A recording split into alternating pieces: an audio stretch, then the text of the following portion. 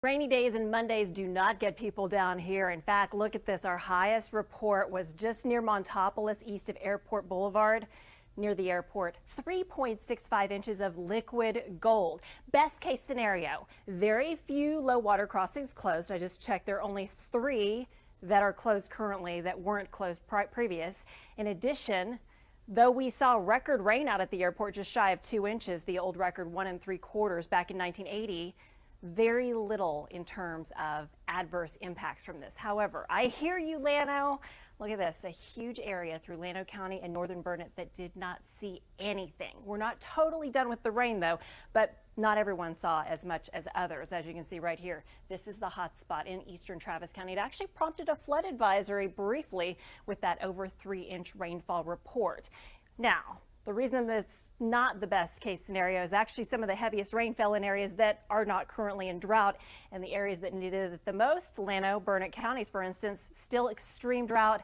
So we still need more rain. By the way, there were some isolated trees down. This one from southwest Austin. If you have any you'd like to share with us, just send them our way. Outside right now, yes, the possibility of a few showers here and there, but by and large, the heavy rain is long gone. 1.5 inches officially. Camp Mabry. Temperatures cool, 62 degrees. So here's a look at radar. Some spotty light showers fading fast as they're pulling away from Sun City toward Georgetown, and they'll push farther toward the east through Williamson County.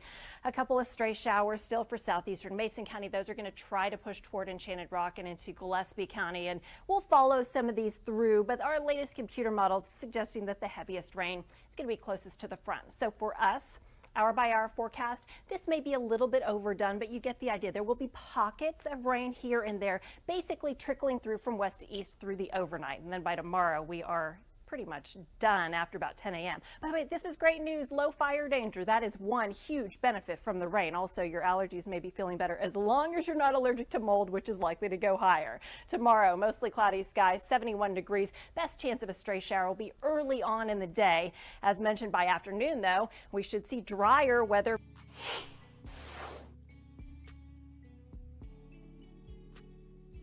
It's really late. It's 1:07 in the a.m. We're calling it Monday night, even though it's technically Tuesday.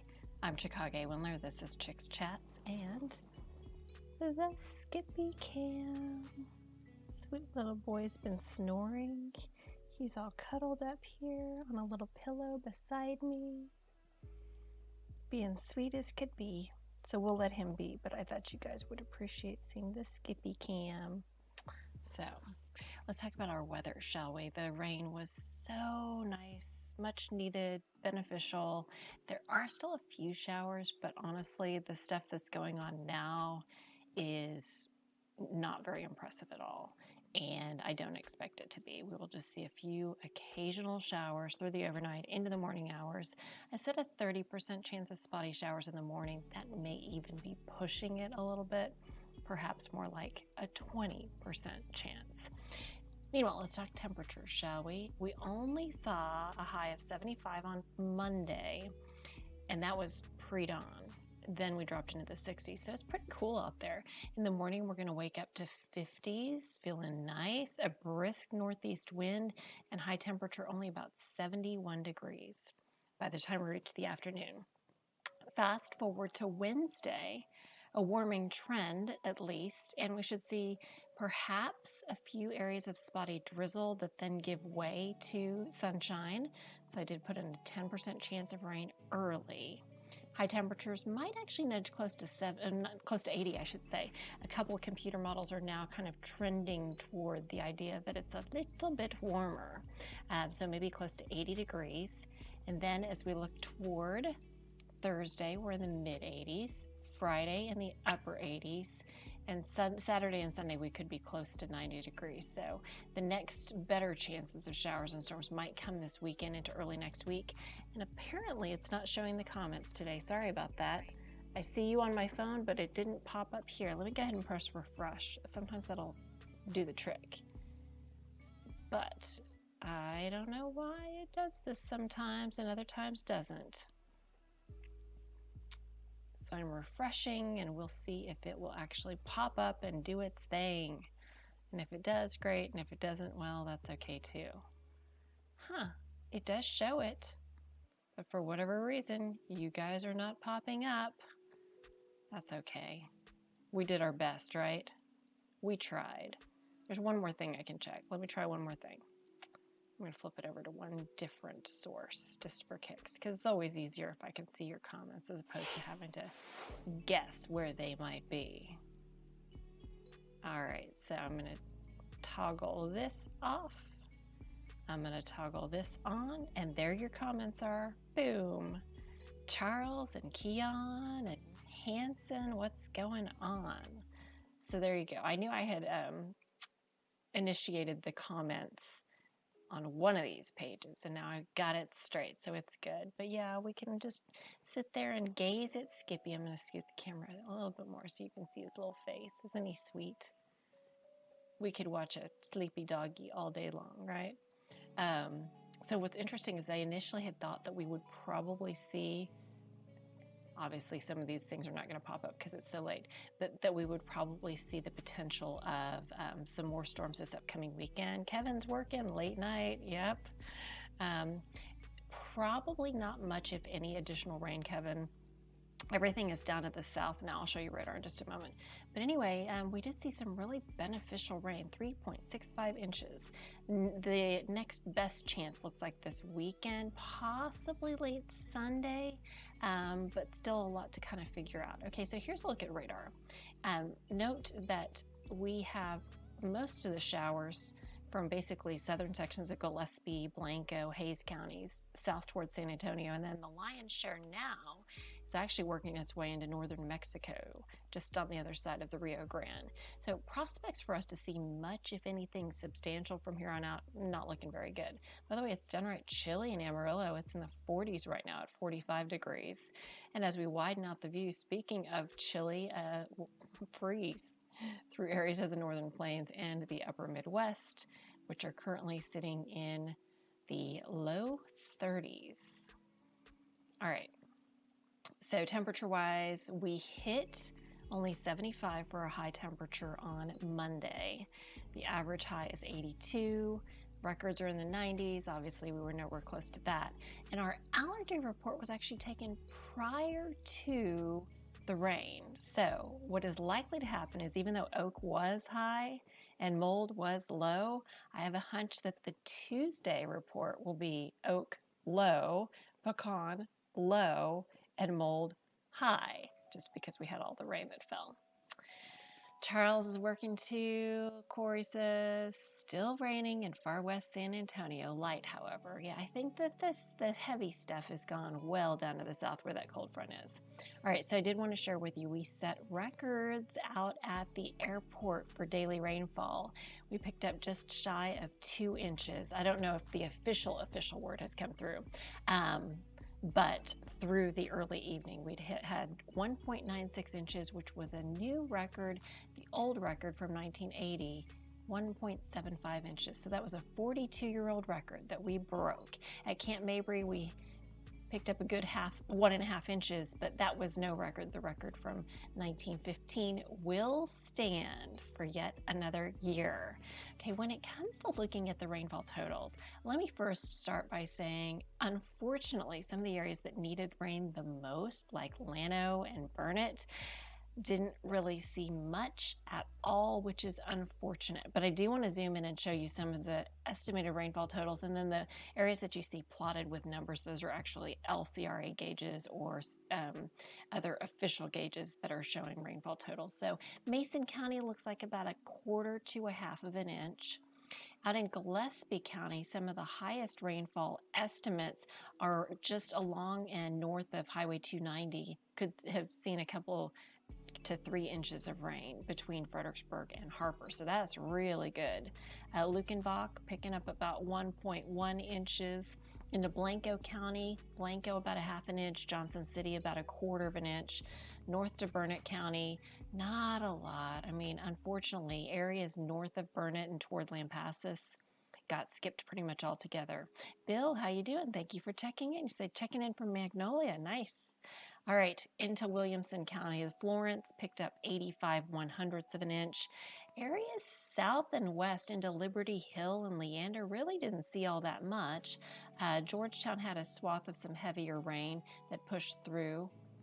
I'll go ahead and query some of these spots. And Granger picked up a good solid 3+ inches of rain near and east of Taylor, about almost 2 inches there. Into Travis County, easy to see where the heaviest rain fell. That was in the big area of Yellow, with over 3 inches of rain falling just to the north of the airport.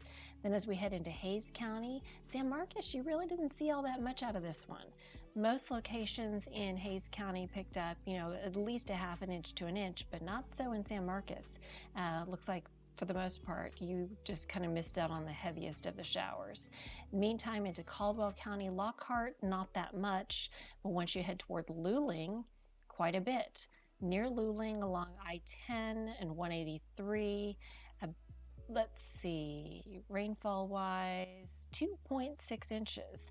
Look at this big bullseye of orange to the south of Cistern and northwest of Flatonia, about 3.5 inches there. So if you got the rain, you got a good amount of rain. Most of Fayette County picked up a good 2 to 4 inches of rainfall. Into portions of Bastrop County, the northern areas near Elgin did pretty well, around 2 inches of rain. Southern areas closer to Rosanke only picked up about 1/2 inch, and Cedar Creek out in the western part of the county only picked up 44/100ths of an inch of rain. Finally, we head up north to Lee County.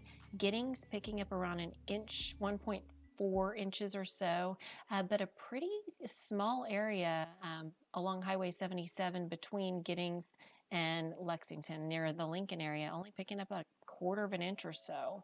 And then finally we round things out with a look, towards Milam County. And Milam County, generally a 1/2 inch or less. So there is your rainfall roundup. Say that 10 times fast. Now, what's really interesting to me is the fact that some areas didn't see a ton of rain. Look, even in Travis County at the huge discrepancy. Northwest Austin, 1/3 of an inch. But East Austin, 3 inches. I mean, a 10 times discrepancy. And what's interesting is some of the heaviest rain actually fell in the areas that saw all the heavy rain back on May 21st. That was, or not May 21st, March 21st. That was the big tornado outbreak. That's where some areas picked up really copious amounts of rain. Incidentally enough, the spots that needed even worse largely did not get what they wanted. So, in addition to the rain, some reports of some trees down. This one was from Southwest Austin. I don't know why I spelled Southwest wrong. But anyway, didn't mean the typo. And now let's take a look at the current conditions outside. It's been dry for several hours now. It's 61 degrees. But as mentioned, there are a couple of little rain showers, mainly to the south and to the west. And at this point, the trajectory of those seems to be south and west. But I do want to show you the hour-by-hour outlook from our high-res computer models, as the cold front is well down to the south, and that's where the likelihood of any additional substantial rainfall will stay. So what's interesting is this is the high-res computer model, and it's suggesting pockets of rain may start to redevelop and push across our area as we head toward daybreak. So I kind of take it with a grain of salt. This high-res computer model hasn't been doing very well, so I'm not totally convinced that it will be raining across our area as this is showing with heavier pockets. I'm a little bit of a skeptic, but I'm going to keep in that 30% rain chance in the morning and then trend drier into the afternoon. Fire danger, we've alleviated that. Good news there, low fire danger expected. So here's your hour-by-hour forecast through the day on Tuesday, thinking upper 50s with some light rain showers in the morning, and then seeing some breaks in the overcast by afternoon with high temperatures up to around 71 degrees. And now I'm going to go ahead and jump all the way to the 7-day forecast yet again, because it's time for me to get off that computer and hand it off, because Avery Tomasco, our morning meteorologist, is going to take it away and take it from here. But I've got little rain chances, 10% Wednesday, Thursday, Friday. Not totally convinced that we'll see much of anything, and then possibly a little bit more storm activity coming in on Sunday. So that is it on the weather computer. But now I want to show you a couple of things, excuse me, a couple of things on the other computer. So make sure I've got it all toggled while I close out the work computer. We can take a look at the brand new computer model information just in, and make sure I've got the latest and greatest. I'm going to refresh this just so we make sure that we've got, it looks like the new European computer model is not in yet. However, this is the new GFS computer model, just to give you an idea of the temperature trend and what to expect rainfall wise. Honestly, there's not going to be much the way I see things as far as more substantial moisture and rain. I know many of us would appreciate having more rain, but at this point, I'm kind of leaning toward it being just a few spotty little showers, and then Sunday night might be our best chance at seeing a storm or two. That still is kind of contingent on a front, which might not even make it in here until midweek. Initially, I was thinking it could get in here as early as the weekend, but it's looking less and less likely that that happens. So, given that, let me show you the right in here is that Saturday into Sunday time frame. Maybe a little bit of rain, but still kind of not convincing. I do want to though show you, we'll go through some of the computer models and take a look at those. We'll start with the GFS computer model, and we'll just kind of show you the prospects for additional rain, which this is actually all the way through May 10th. So let's back it off there. That's a long way off. I gotta log this in. Apparently it is not properly logged in. There we go. We are good to go now. We got this. Hanson says, hope you're not losing your voice. No, you know what? It's basically just a matter of, for whatever reason at night, I typically get like scratchy voice. Even with the fact that we saw the rain, I have a hunch that the mold count is basically going to offset it. So for what it's worth. And Hanson said some good rain in Georgetown finally. It was just delightful to see the rain across the area. It was long awaited and much needed. So definitely a good thing.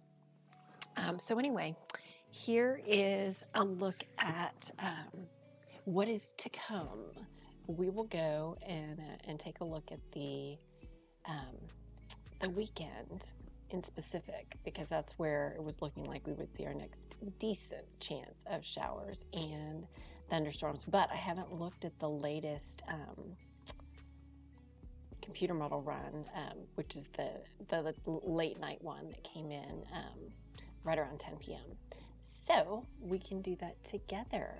All right, so we'll start with a look at the overnight hours into the morning, and very, very little in terms of additional rainfall. Just for your reference, right here is the I-35 area, Williamson, Travis, and Hayes counties. So that's where we're looking in terms of seeing potential for additional showers and or thunderstorms.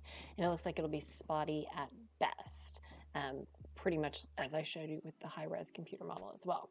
Then as we look our way toward Wednesday morning, earlier it was looking like we might see a little bit of spotty drizzle. This computer model is keeping us totally dry into Wednesday morning, but I only had a 10% rain chance anyway. Let's continue advancing through. Now we're into Thursday morning, which again, I had a small chance of some drizzle Thursday morning as well, but it's certainly not showing up on this latest computer model run.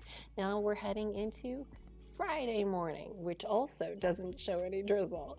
But in general, by the time we reach Friday morning, we've got winds that are establishing themselves back in out of the south. They'll be out of the north for your Tuesday.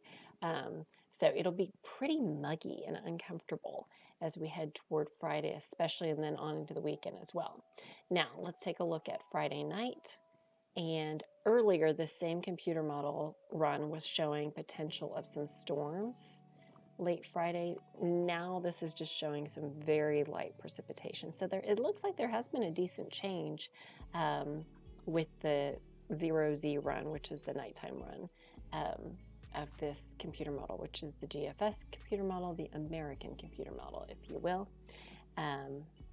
So let's keep on keeping on. Let's take a look at Saturday. Here's Saturday morning, and you may note, you can almost draw a line right in here. This is basically some rain that is out ahead of a cold front. So the question is, how far south will it go, and will the front push through? And right now I'm thinking the front probably won't push through on Saturday, but you can see here's Saturday about 10 a.m. There's Saturday midday, and here's Saturday afternoon. So finally by late Saturday evening, right now we're looking at the time frame being Saturday at about 7 p.m. Maybe we get some storms to pop. They could be isolated, but they could be nasty. And this is showing perhaps just north of our area, northern Burnett, northern Llano counties, up to the north. So interesting, worth keeping tabs on. And then here we go into Sunday morning. And now let's head towards Sunday evening, because Sunday evening previously was what I was thinking could be the most active. And what's interesting to note is that Sunday evening on this latest computer model run keeps all of the nasty storms well to our north into Oklahoma, right in here, which again makes me go, there's been some changes since earlier. So let's keep on going. Let's look ahead to Monday. Not much going on. However, you can see up north, more storms likely into Oklahoma and then into Arkansas, while we are largely pretty quiet. Now let's keep going and head into Tuesday. So Tuesday, pretty non-eventful here. So it's interesting. What appears to be happening is that this latest computer model run is most definitely not bringing the cold front into our area, keeping a lot of the shower and storm activity well to our north. What that will probably mean is in turn that some of those temperatures I was showing you in my 7-day may be a little too cool. Because if we don't see substantial cloud cover or periodic rain, temps will probably bump into the low 90s is my supposition. Now we look ahead to Wednesday, and finally it looks like Wednesday the front's trying to make its way in. So you can kind of visualize here that this could be the front itself finally trying to move in on Wednesday. Let's see how far it gets and whether we see storms. And this would be Wednesday, the 4th of May. All right, so that's Wednesday midday. Here's Wednesday afternoon. Here's Wednesday evening. And you can see big storms over in Mexico, but not much here. Now let's keep going. Here's Thursday. So what's interesting is that front may still kind of be hung up, possibly. Here's Thursday morning, the 5th of May, Thursday midday, Thursday evening. Wow, it's possible that this front basically just kind of gets hung up. And this would be Friday the 6th. And finally, if you want to trust this computer model, finally by then, Friday the 6th, we're starting to see more storms push in. I'm curious, though, also to see what the dew points are looking like, because earlier it looked like the dew points would be really, really soupy, with near 70-degree dew points from Friday all the way into next week. So let's take a look. If you walk outside right now, it actually feels really nice. Not exactly crisp, but it definitely feels pretty good. And that's where we've got the low humidity that's in place now. Now let's advance through time. Tuesday and Wednesday, not too bad humidity-wise, but once we reach Thursday, right in here, once we reach Thursday, we're starting to see in blue, these are 60-degree dew points moving in. So Thursday, we've already got a good fetch of Gulf of Mexico moisture back in, and it's going to mean we're super humid and pretty soupy as well. Now let's advance through time. Let's see, so there's Thursday morning, Thursday afternoon. Let's go to Friday. We're still warm, soupy, humid. And then Saturday. Now remember, we're watching a possible front, and also there potentially could be a dry line that develops as well. And we're looking in this particular instance at the dew points, which is that measure of moisture. And you can most definitely see over the weekend that the front never even makes it in here, whether it be the front or the actual dry line itself. I keep on having issues with my mouse. I gotta stop the mouse where I want it and then grab my pointer. So this right here is the front, and also the big difference between the super dry air off to the west and the soupy humid air off to the east. But we never quite get out of the humid air the way it's looking. So let's keep going. That was Saturday. And then Sunday, all of the juicy air actually expands even farther north and west. And then Monday, we're still in the soup, some 70-degree dew points. Those are the purples. So like really, really humid on Monday. All right, Tuesday, we're still waiting, still humid. Wednesday, did you see that surge of drier air coming into the Panhandle in West Texas? Wednesday afternoon, and trying, still not there Thursday, nope. And maybe it looks like by Friday. So this computer model, which at one point was showing the front coming through this Saturday, is now basically pushing it until Friday the 6th for us to get less humid air in here. And it looks like it's only for a very short amount of time. So interesting. So now let's take a look at how much precipitation we could get. And remember, I said it didn't look very impressive for much substantial rain. So here we're going to swing on through here, and this is looking at the accumulated rainfall through, this is through Sunday afternoon, and now this is through Wednesday the 4th and through Thursday the 5th. So what's interesting to note here is that for Austin, it's only giving us about a quarter to a fourth of an inch, or about a quarter to 4/10 of an inch. But we may be in a setup again where there are widespread totals to the north and west that reach higher than an inch to 2 inches to even 3 inches of rain, depending on how this all sets up. Farther north into Oklahoma, there may be several locations that pick up 4+ inches of rain. So pretty interesting that we could see quite a soaker yet again in other parts of the Lone Star State, though not necessarily over our area. But maybe the whole country will luck out and get a little something. So yeah, it'll be worth watching. I'm going to go ahead and look at the NAM computer model, which has come in just to see where it stands as far as additional rainfall. And this is going to take us through Friday morning, and it really doesn't do much. It gives us just shy of 1/10 of an inch of additional rainfall. So don't hold your breath for much, if any, additional rain. It does look like right now everything's kind of sliding to the south and staying to the south. So I think I'm going to go ahead and end it there. But, if nothing else, it just kind of gives you a couple things to think on as far as whether we may be able to sneak in a little bit more moisture and much needed rainfall. I, for one, would welcome it. But so far it's pretty bleak. I looked at the last, let me just update this, since midnight. So rainfall since midnight, right now it's 134, rainfall since midnight. Even in those few areas that are getting some moisture, we're looking at 1 to 2/100ths of an inch of rain. And that's pretty much it. So definitely not terribly exciting in terms of rainfall totals and additional rainfall potential, at least in the short term. And on that note, I'm going to wrap things up. You can get your forecast anytime online, cbsaustin.com.